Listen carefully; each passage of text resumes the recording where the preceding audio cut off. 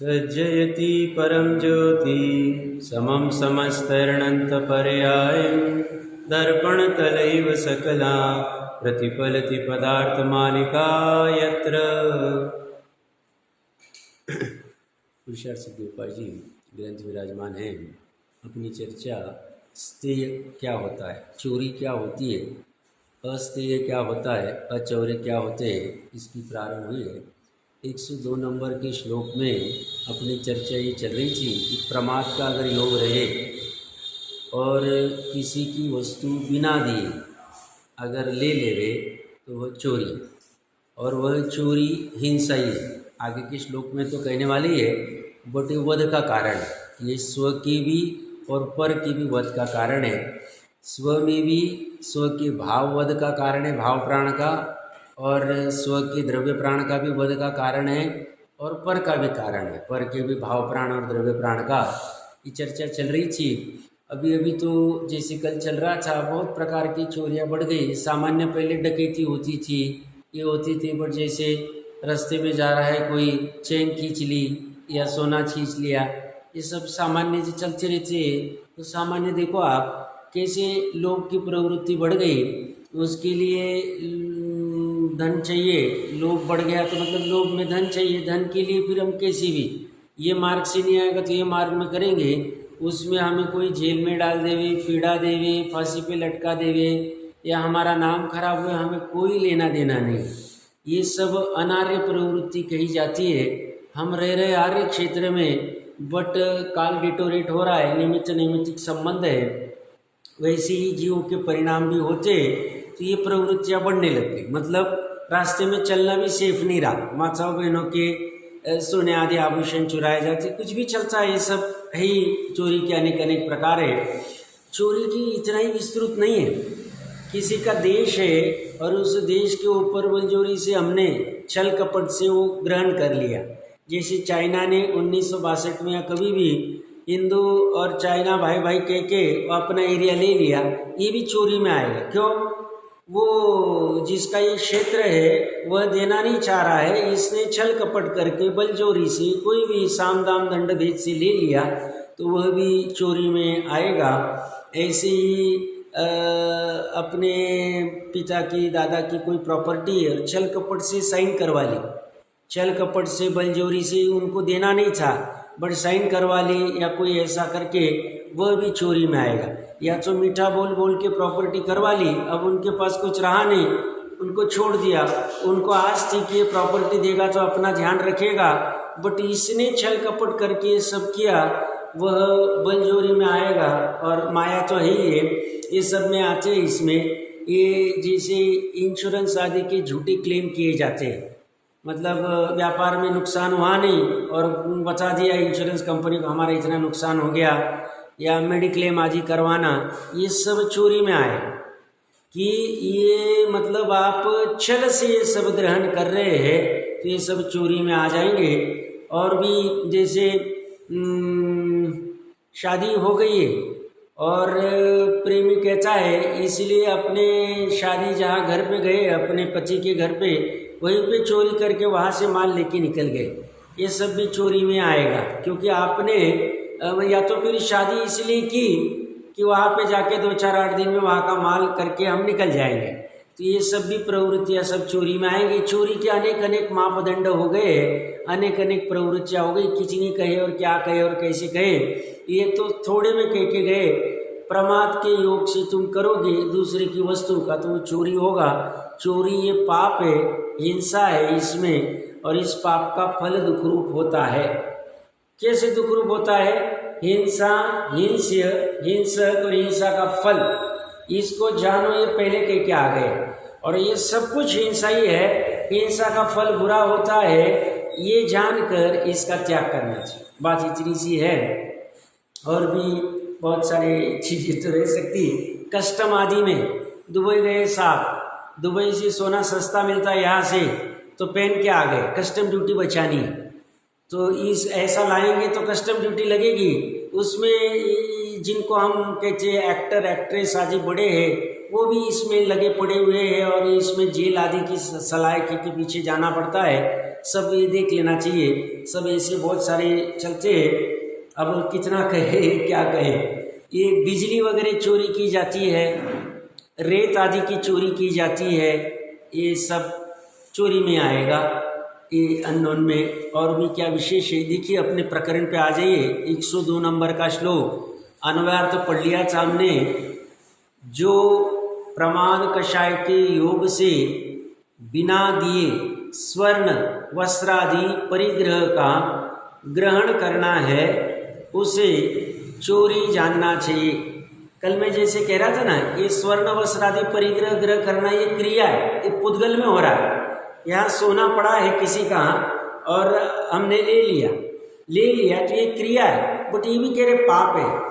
अरे भैया निश्चय से पुद्गल का हम थोड़ी करता है। तो आचार्य देव कह रहे ये हमें भी पता है, बट तुम्हें यहाँ किसी की वस्तु पड़ी थी, उसके बिना दिए लेने का ये क्रिया करने का भाव आ गया, ये काय की क्रिया है।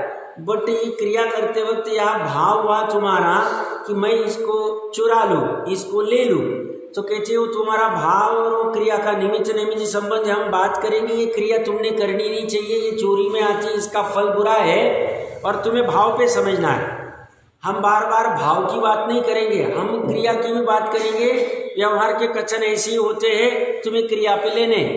तो साहब ये भी क्रिया भी तो शुभ भाव है, अशुभ भाव को छोड़ना और शुभ भाव ये भी तो बुरा है। भैया निचली भूमिका में पहले तुम अशुभ तो छोड़ो, शुभ में तो आओ। काम शुद्ध से होगा ये भी हमें पता है, बट शुद्ध में आने की भूमिका के लिए पहले अशुभ छोड़ा जाता है। जब तुम्हारा अशुभ छूट नहीं रहा है, इसका मतलब शुद्ध के प्रति तुम्हारा यथार्थ आकर्षण नहीं हुआ है। शुद्ध के प्रति यथार्थ आकर्षण होगा तो तुम्हें अशुभ क्या पूरा सब कुछ जो छोड़ने को होगे वो छोड़ने को श्रद्धा से तैयारी हो जाती है। चारित्र में कमजोरी हो सकती, हम मानते, चारित्र इमीडिएटली सब छोड़ नहीं पाता, बट श्रद्धा तो यही भाव करता है सब कुछ छोड़नी होगी इस एक वस्तु के लिए। ऐसी श्रद्धा डंके की चोट कहती, अंदर में प्रतीति करती। तो वो प्रतीति हो रही है तो तीव्र कषाय वाली जो क्रिया है उसके संदर्भ के जो भाव है अपने आप छूट जाए। ये सब तीव्र कषाय में आएंगे भाव। ये जो बिना दूसरे की वस्तु बलजोरी से आदि से लेना, ये सब तीव्र कषाय में आएंगे। तो स्वर्ण वस्त्रादि परिग्रह का ग्रहण करना, उसे चोरी जानना चाहिए, और वही वध का कारण होने से हिंसा है। चोरी भी और हिंसा भी है। झूठ में भी हिंसा घटित करके आ गए, हर जगह घटित कराएंगे वो, क्योंकि उन्होंने प्रतिज्ञा भी इसी ली। 42वें श्लोक में 44वें श्लोक में क्लियर करके आ गए, फिर भी सामान्य से विशेष बलवान है, फिर से घटित करके बता रहे। टीका में देखिए क्या कह रहे, यत् प्रमत्त योगा अवितीर्णस्य परिग्रहस्य ग्रहणम ततस्तेयम प्रत्ययम च सैव हिंसा भवति वधस्य हेतुत्वात्। अर्थ कह रहे प्रमाद के योग से बिना दिए हुए स्वर्ण वस्त्रादि परिग्रह का ग्रहण करना चोरी कहलाता है। स्वर्णादि वस्तु को स्वामी की आज्ञा के बिना चुरा लेना, भुला लेना, पड़ी हुई उठा लेना, जबरदस्ती ले लेना, अथवा जिस प्रकार से बिना दिए ले लेना चोरी। कोई भी प्रकार से लोहा अगर उसके मन के विरुद्ध है चोरी में आए। और ये भाव की इतनी विचित्रता होती है, मतलब कभी किसी के संदर्भ में ऐसी घटना की चर्चा चल रही थी। अच्छे घर के सदस्य थे, बट किसी के घर गए और कोई अच्छी चीज़ लाई, निकाल के ले लेते थे, बैग में डाल लेते, बड़ी में जरूरत थी नहीं, संपन्न घराने के, बट सहज में अवैधिक परिणाम बड़े विचित्र होते। तो ज्ञानी जीव कहते हैं जिस प्रकार से किसी भी प्रकार से लो, आप जबरदस्ती लो या पड़ी हुई उठा लो या आज्ञा के बिना लो या भुला के ले लो, कुछ भी ले लो। मतलब किसी ने अपने पास वस्तु रखी थी, वो भूल गया, हमने क्या किया, वो भूल गया, हमें पता ही उसकी वस्तु है, फिर भी लौटाई नहीं, तो भी वह चोरी में आएगी, चोरी में आएगी। तो ले लेना ये चोरी है, और वही चोरी हिंसा है, क्योंकि अपने तथा पर जीव के प्राणघात का कारण है। देखो अच्छे समझना, अपने मंदिर जी में भी ऊपर लिखा हुआ है 84 आसादन दोष के, वहाँ पे कि मंदिर जी का कोई भी सामान लेके जाते हो बराबर से लाके रख दे। ये हमें ये बेसिक विवेक नहीं। हम क्या कर रहे हैं, हम त्रिकाली को पकड़ने चले हैं, मंदिर जी का सामान लेके जाते हैं और हमें याद भी नहीं रहता है कि ये मंदिर जी का है, वापस देना है। अभी हो गए 2 दिन इसका काम, जो भी कोई कारणवश लेना होगा या कहीं लेके गए तो ये कहते ये भी चोरी में आएगा। चोरी का विस्तार बहुत बड़ा है। टोडरमल जी साहब ने 5वें अधिकार में श्वेतांबर मुनिराज बिना किसी के घर में घुस जाते, पड़गान आदि वहाँ नहीं, अच्छे से नवदा भक्ति आदि हुई नहीं, घुस जाते, 5 पाप घटित करा दिए उन्होंने। वहाँ देख लेना चाहिए, वहाँ चोरी भी घटित करा दी। बोले चोरी कैसे हुई? अब जिसके घर में आप गए आहार लेने को, उसको देने के भाव नहीं है अभी, और आप गए नहीं देगा तो समाज उसको डंका लगाएगी, तो उसे देना पड़ता है बलजोरी।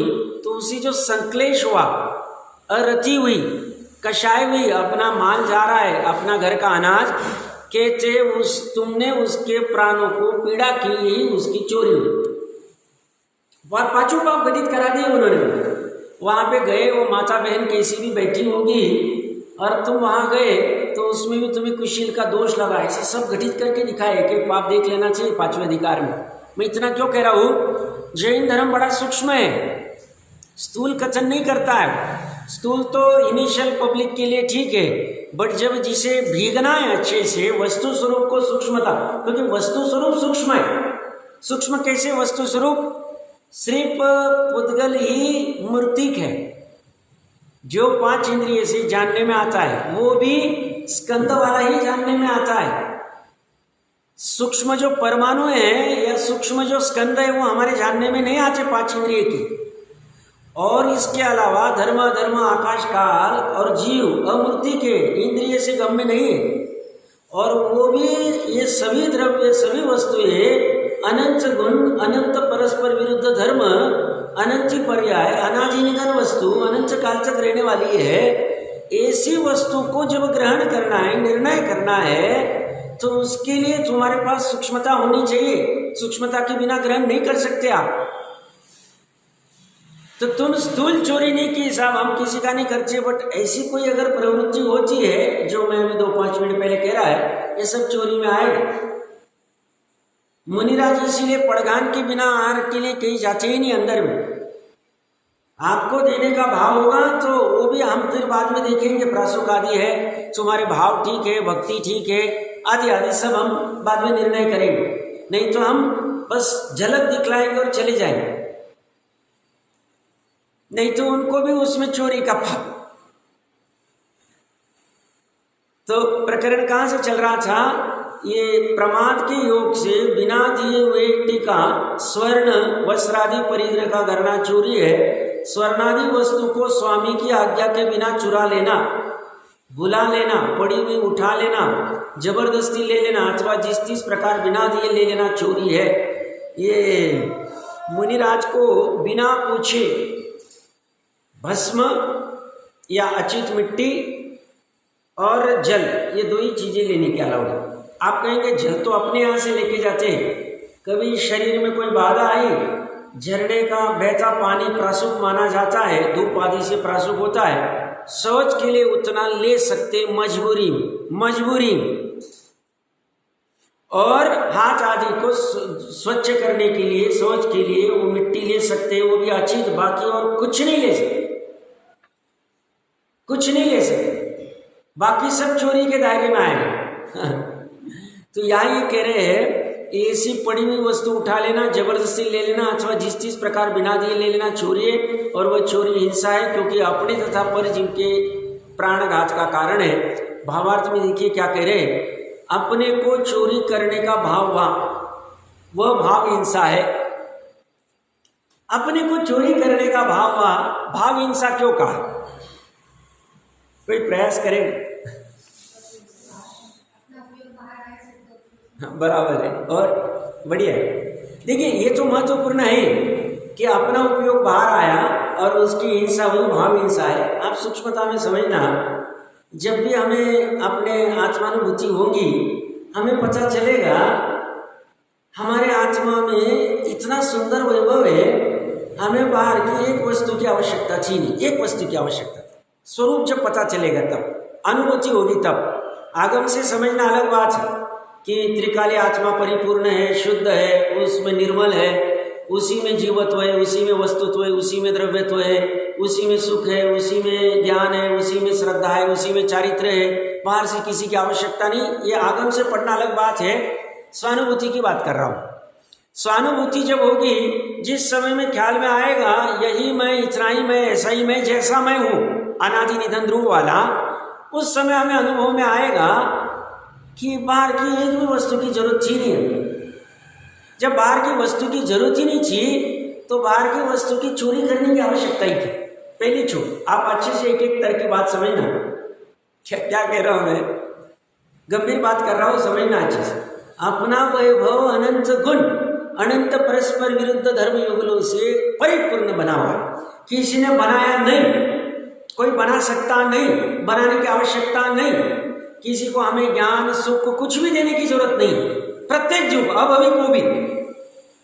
तो ऐसी परिपूर्ण वस्तु थी, उस परिपूर्ण वस्तु का इसने ज्ञान नहीं किया और इसे कोई आभूषण दिखा या कोई रत्न दिखा, कुछ भी वस्तु दिखी, 2 रुपये 5 रुपये की रहो या 5 करोड़ की रहो, और ये लपक गया लेने को।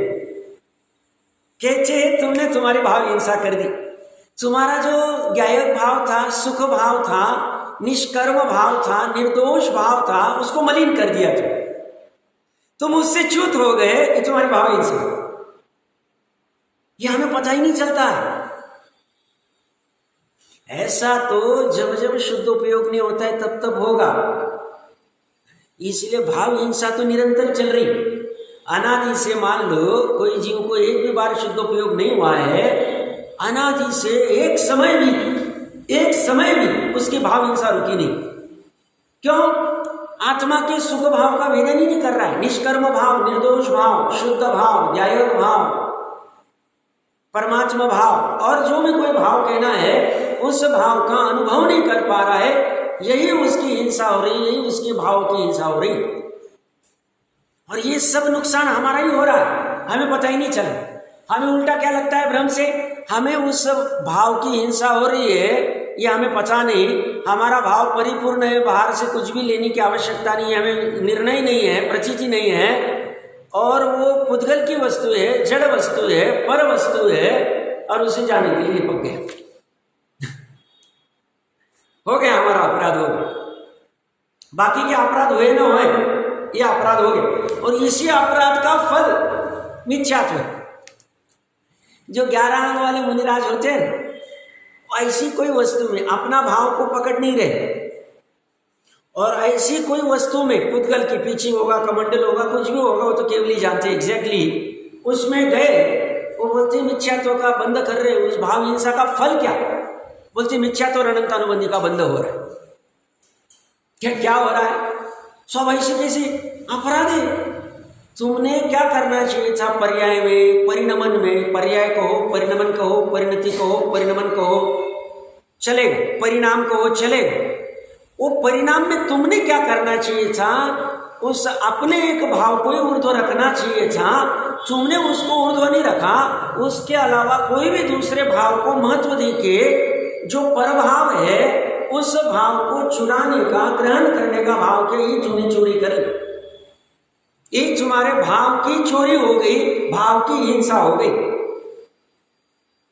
हाँ, ऐसे कैसे? हमें तो फील ही नहीं हो रहा है, ऐसा ही वस्तु स्वरूप ऐसे।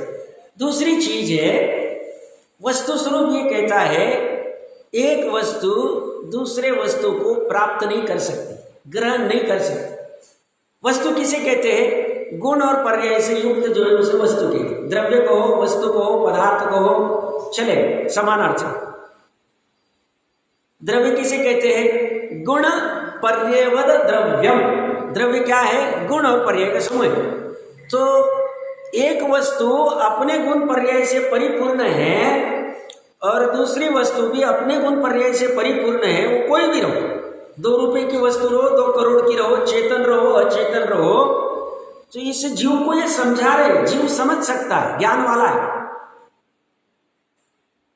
पुद्गल समझ नहीं सकता और पुद्गल को समझाने की गरज भी नहीं। उसे कोई सुख दुख का वेदन नहीं, उसे कोई पाप भी नहीं लगता, हिंसा भी नहीं लगती, ना उसे कोई ज्ञान है, कुछ भी नहीं, ना उसे कोई ऐसा नहीं कि परमाणु रहूंगा तो ज़्यादा सुख मिल जाएगा, स्कंद में रहूंगा तो ज़्यादा दुख होगा, ऐसा भी कोई प्रॉब्लम नहीं हमारा है। हम अभी वर्तमान में आकुलित, हमें रात में नींद नहीं आती, हमें परेशानी, डर है, भय, ये लोक में क्या होगा, परलोक में क्या होगा, शंका है, हम कौन है, क्या हो रहा है।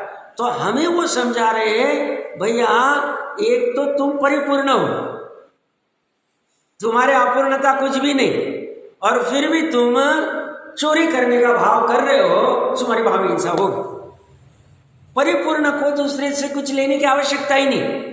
परिपूर्ण किसे कहते? परि मतलब सभी ओर से, पूर्ण मतलब कंप्लीट। अभी वर्तमान में कंप्लीट है, ऐसा नहीं हम क्या मानते हैं, इतना पैसा कमाएंगे तो हम परिपूर्ण हो जाए, सेटिस्फाइड हो जाए, ऐसा घर बनाएंगे तो वो अच्छा हो जाएगा, ऐसी प्रॉपर्टी करेंगे, बच्चों का ऐसा ऐसा करेंगे तो ऐसा हो जाएगा। ये हमारी सामान्य भाव है। ये कहते तुम्हारे भाव ही गलत है। क्यों गलत है? क्योंकि तुम ये भाव अपने आप को मनुष्य समझ के कर रहे हो, पुरुष समझ के कर रहे हो, पिता समझ के कर रहे हो, भाई समझ के कर रहे हो, मित्र समझ के कर रहे हो, कर्ता समझ के कर रहे हो, उपादेय बुद्धि से कर रहे हो। तुम्हारी पहली ईटी उल्टी। तुम अपने आप को आत्मा समझ के कर ही नहीं रहे हो, इसलिए गड़बड़ हो रही, और इसलिए पूरा काम ही उल्टा चल रहा। सब आत्मा दिखता नहीं ना, देखने का प्रयास नहीं, देखने का प्रयास होगा तो काम हो जाए। वो चेतन को देखने का प्रयास होना चाहिए। वो शेर का बच्चा भेड़ बकरियों के बीच में घुस गया, वो देखने का प्रयास नहीं कर रहा था, बट उसकी बलि होनार थी। टोडरमल जी साहब ने श्रोता के स्वरूप में लिया ना, जिसकी बलि होनार है उसे ऐसा विचार आता है, मैं कौन हूं, मेरा स्वरूप क्या है, ये चरित्र कैसे बन रहा है, इन परिणामों का क्या फल लगेगा, आदि आदि वहां से देख लेना जी। ऐसे शेर के बच्चे को दूसरे शेर को देखा, इसने भी उस पानी के अंदर अपने को झांका, अरे मैं जैसा पानी में दिख रहा हूं ऐसे ही शेर दिख रहा है, बात क्या है। उसको जैसे ख्याल में आया मैं तो शेर हूं, कहाँ पड़ा था, ऐसे ही ये देखने का प्रयास नहीं कर रहा है, ये अपने आप को मनुष्य रूपी देख रहा है, पुरुष रूपी देख रहा है, स्त्री रूपी देख रहा है, धनवान निर्धन रूपी देख रहा है। अब जब वो आत्मरूप देखेगा, आत्मा में परिपूर्णता देखेगा, तो उसे चोरी करने का भाव क्या है। जो कल मैं कह रहा था ना, 1000 साल पहले ऐसे संस्कारी थे कि दूसरे की वस्तु राष्ट्र पड़ी देखनी भी नहीं, सोना पड़ा है, राष्ट्र पड़ा है, कुछ भी पड़ा, ऐसा प्रश्न आता है। सब ये 15-15 महीने तक तीर्थन करके घर के वहां जो महल होगा जहाँ उसके माता पिता रहते हैं, 6 महीने पहले से रत्न वर्षा होती, कितने 12 करोड़, साढ़े 12 करोड़, जो भी होगा देख लेना। इतने रत्नों की वर्षा होती, बोलते जाते कहाँ है, कौन लेता है इसका, भाव नहीं होती। रत्न की क्या कीमत थी, सोने की कीमत आज से 50 साल पहले, वस्तु वही, वस्तु का भाव किसने बदला, वस्तु का निश्चय का भाव बदला नहीं, व्यवहार का भाव बदला है, लौकिक का भाव बदला। वस्तु जो आज से 40 साल पहले 100 रुपये तोले की थी, 200 रुपये तोला था, 500 रुपये होगा, जो भी होगा देख लेना चाहिए। आज उसी की कीमत हमने 2 लाख रुपए कर दी, जितनी भी की हो। कहां से की, वस्तु बदली, वस्तु कुछ भी बदली नहीं। प्रकरण कहां से चल रहा है, भाव हिंसा, दूसरे को चोरी करने की आवश्यकता ही नहीं, ये निर्णय नहीं करता। पहला तर्क क्या है, मेरे में ऐसी कोई कमी नहीं कि जिसकी वजह से मुझे दूसरे को चुराने का भाव आ जाए, बिना दिए मैं ले लूं ताकि ये मेरी हो जावे और मैं सुखी हो जाऊं। ये चोरी क्यों कर रहा हूं मैं, चोरी का भाव क्यों किया मैंने, सुखी होने के लिए किया। मैंने ऐसा निर्णय किया कि मेरे पास इतना इतना धन होगा तो मैं सुखी हो जाऊंगा, ये मैंने भ्रम से निर्णय किया। फिर उसके लिए मैं चोरी के व्यापार या चोरी की क्रिया करने लग गया ताकि कुछ भी करके मेरे पास धन आ जावे। बट मेरा ये मानना ही गलत है, क्योंकि धन चोरी करके कमाया भी तो भी आत्मा में आ नहीं सकता, चेतन में आ नहीं सकता, और चेतन में आवश्यकता भी नहीं। पहला तर्क है आवश्यकता नहीं, दूसरा तर्क है आ नहीं सकता, अपना हो नहीं सकता। अब ये दोनों तर्क पे मुझे विचार करने के लिए समय नहीं, और दुनिया जहां भाग रही है वहां मैं भी भाग रहा हूं।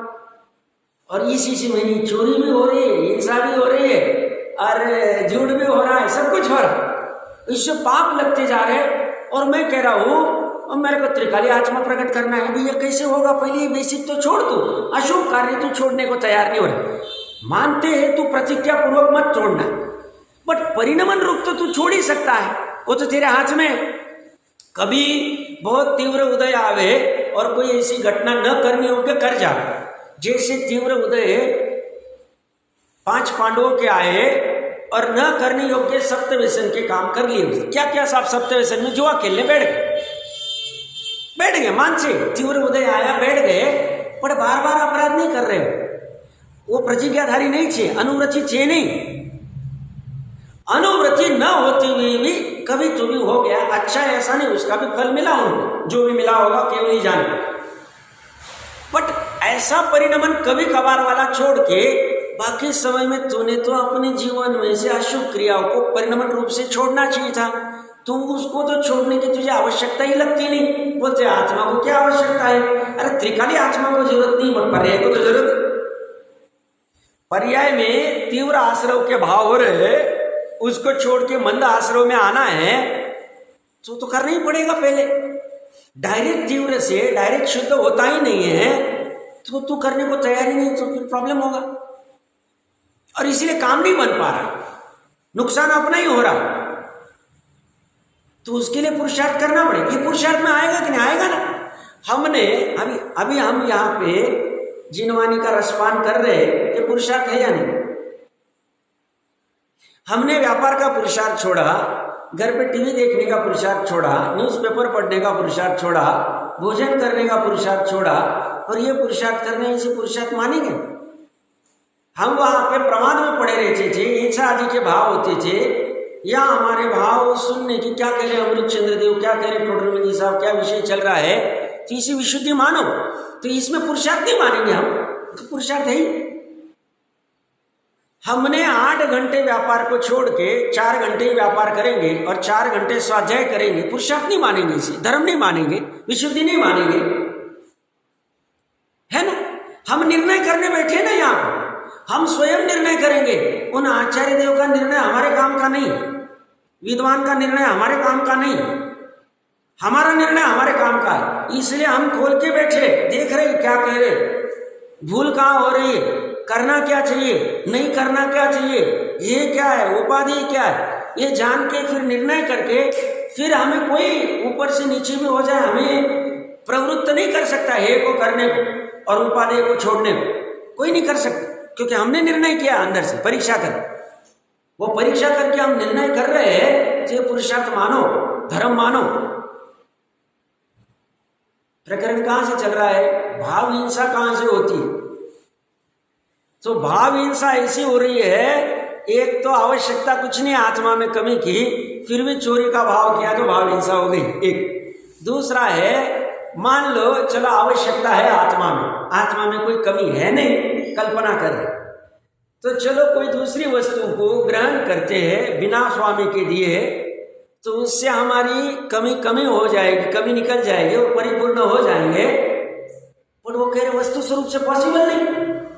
अगर ऐसा होने लग जावे तो ये तुम हो, ये पर वस्तु है, कोई भी ले लो, स्वर्ण आदि कोई भी जिसको तुम्हें चुराने का भाव आया है, धन आदि, तो ये तुम्हारी हुई चोरी करने के बाद ये कब कहाँ जाएगा? जिम्मे तुम्हारे में घुसेगी तो। बट ये कह रहे एक द्रव्य दूसरे द्रव्य में, एक क्षेत्र दूसरे क्षेत्र में, एक काल दूसरे काल में, एक भाव दूसरे भाव में, द्रव्य क्षेत्र का भाव से चतुष्कय में कोई है ही नहीं, किसी को जा ही नहीं सकता। तो ये निर्णय की कमी थी, इसकी वजह से वो भाव हुए, बट आ नहीं सकता है। तुम्हें भ्रम से ऐसा भाव हुआ, इसको मैं चुराऊंगा तो ये मेरी हो जाएगी, बट तुमने अपने आप को अनादि नहीं जाना।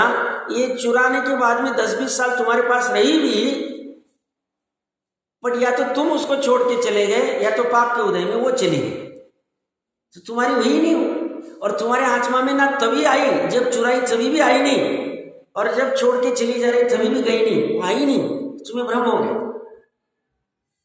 तो सब फिर पैसा वैसा कमाना बंद कर देगा क्या? सब पर द्रव्य का भोजन करना, कि भैया ऐसा कौन कह रहा है? अभी निचली भूमिका में जो आवश्यक है वो करेगा, श्रद्धा से ऐसा रहेगा, तो बुरे मार्ग से चोरी करके, तीव्र प्रमाद करके, बिना स्वामी के दिए जो भी कोई भाव होते वो भाव होंगे नहीं। उतने प्रमाण में श्री गुरु हमारे उपकारी हुए। क्या उपकार किया?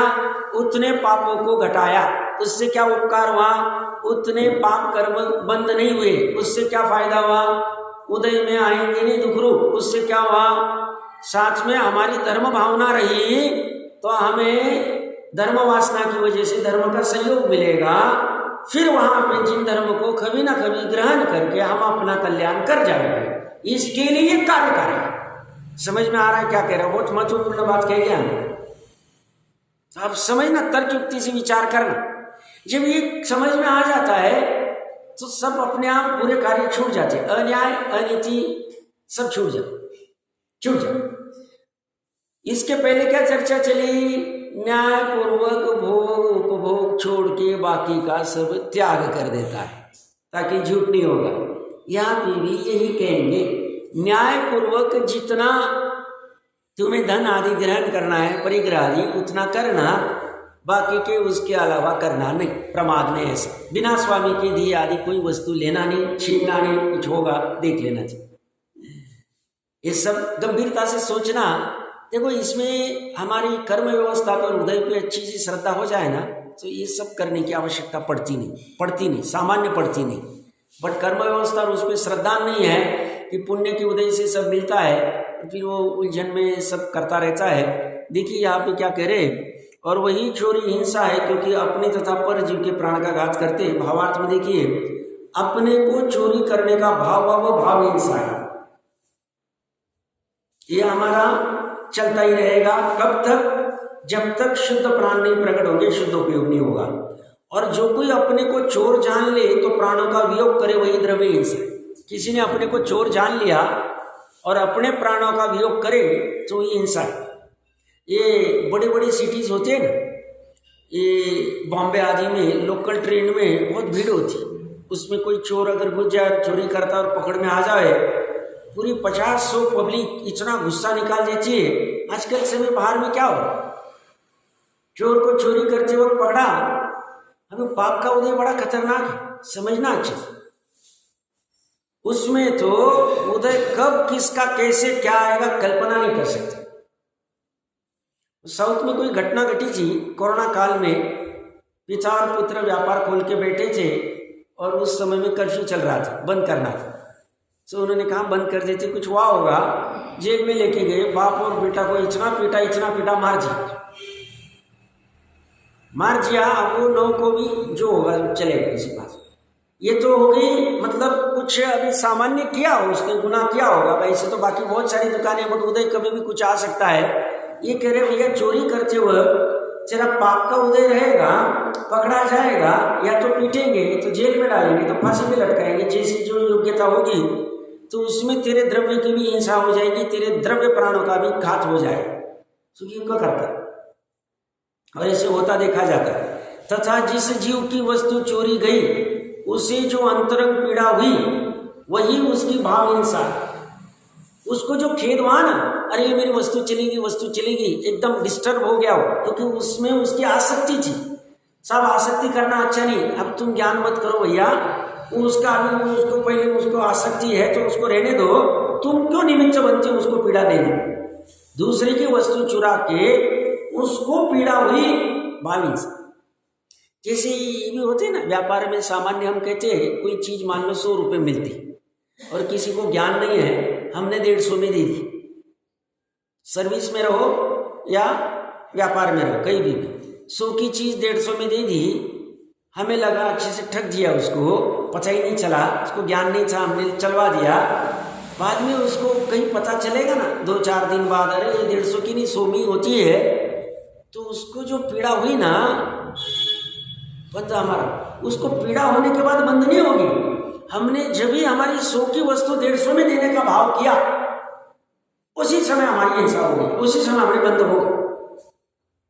उसे पता चले ना चले, पता चले तो उसको पीड़ा होगी, वो तो उसकी हिंसा ही, उसमें निमित्त हम हुए।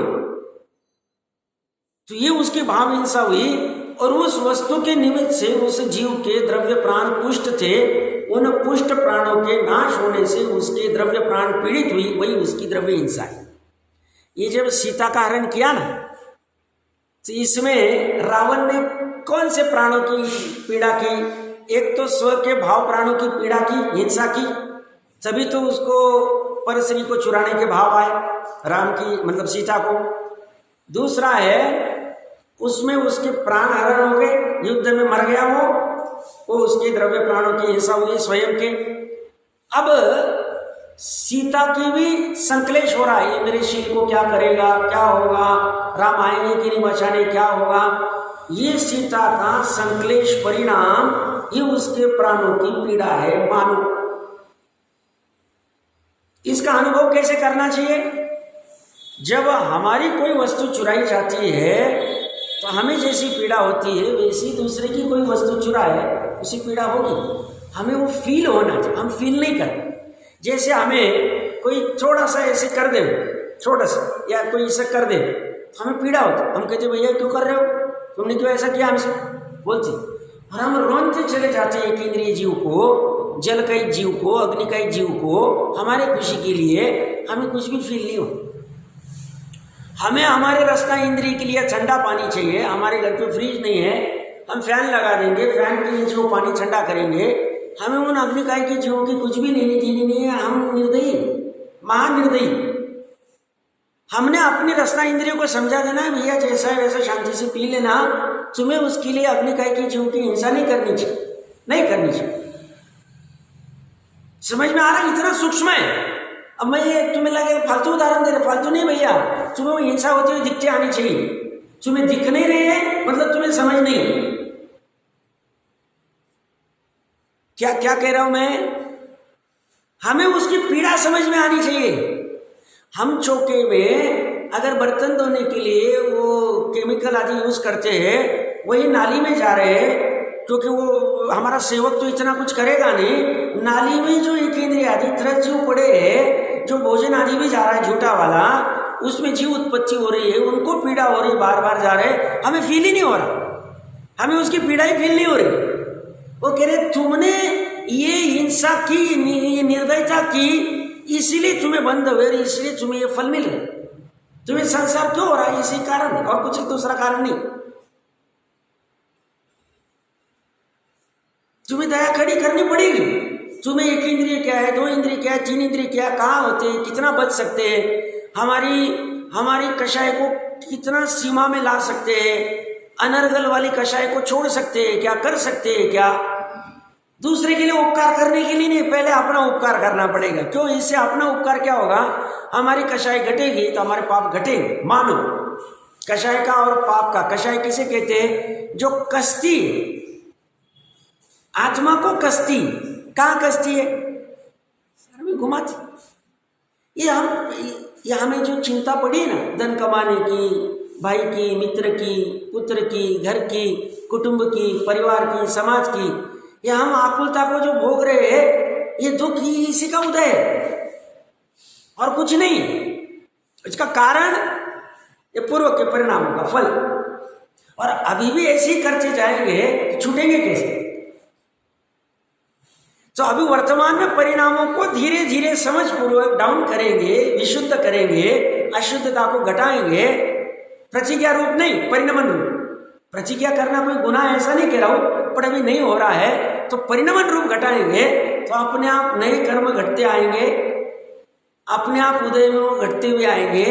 हमारे परिणामों का सहज निमित्त पाकर सत्ता में पड़े कर्म अपकर्षणादि होंगे, हम निकल जाएंगे बाहर। और दूसरा कोई उपाय नहीं है इसमें।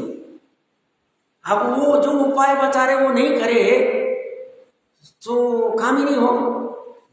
हाँ जी,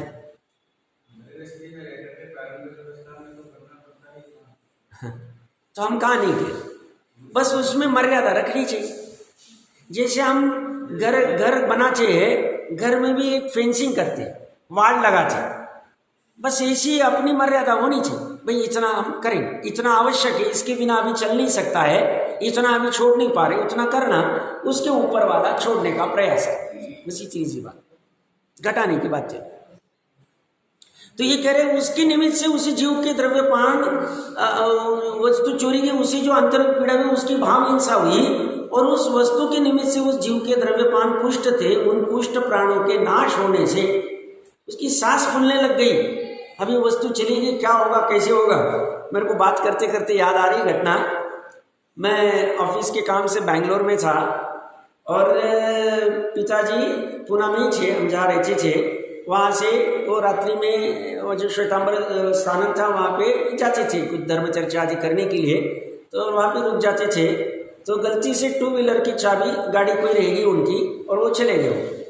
और सुबह जब वो घर आने के लिए निकले वहाँ से तो गाड़ी नहीं दिख रही, परेशान। सुबह सुबह उनको 6:30-7 बजे में फ़ोन आया, गाड़ी चली गई। उनके बातों में एकदम मतलब सांस फूली हुई लग रही थी। 40,000 का नुकसान हो गया, गाड़ी 50,000 की चली हुई होगी, क्या करें अभी, नीलेश क्या बोलेगा। मैं बोला तुम रहने दो, अभी जो होगी देख लेंगे बाद में, अभी जो करेंगे क्या, गई तो गई, झूठ थे। मैं बोला आप आराम से घर जाइए फिर देखते।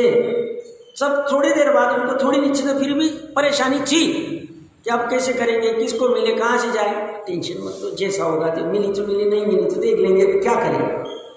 अब उस समय में धन से तो कोई बाधा नहीं थी, इसलिए बोल सकते कि भाई रहने दो, नहीं रहता धन तो अब गाड़ी चली गई थी, नुकसान हो गया, कैसे करेंगे, क्या करेंगे। तो ये सब विडम्बनाएं चलती रही थी।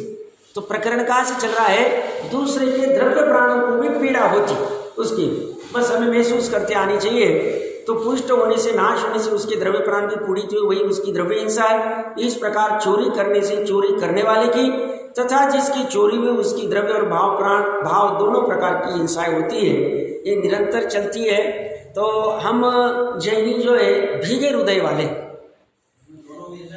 एक सेकंड आप याद रखना प्रश्न, 16 करण की भावना बातें हम, हाँ 16 करण का विधान भी रचते, पूजन भी करते हैं।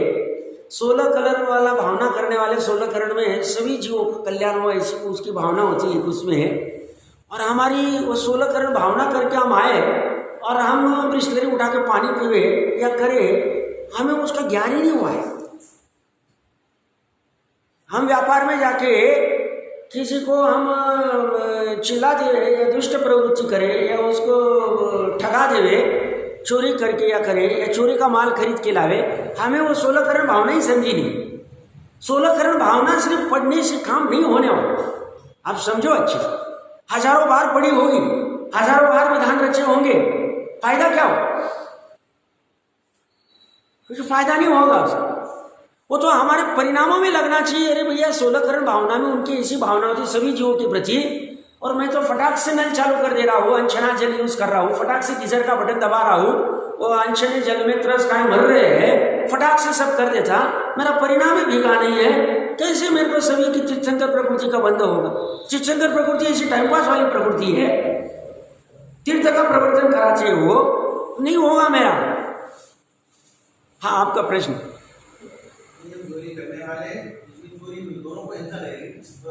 नहीं, जिसकी चोरी हुई उसके प्राणों का पीड़ा हुई, उसका फल मुझे लगे, मुझे मतलब जो चोरी करता है उसे लगे, ऐसा उसको थोड़ी लगे, उसको नहीं लगे, उसको तो वो कुछ भाव करेगा बुरा तो उसका फल उसको लगे, ऐसा।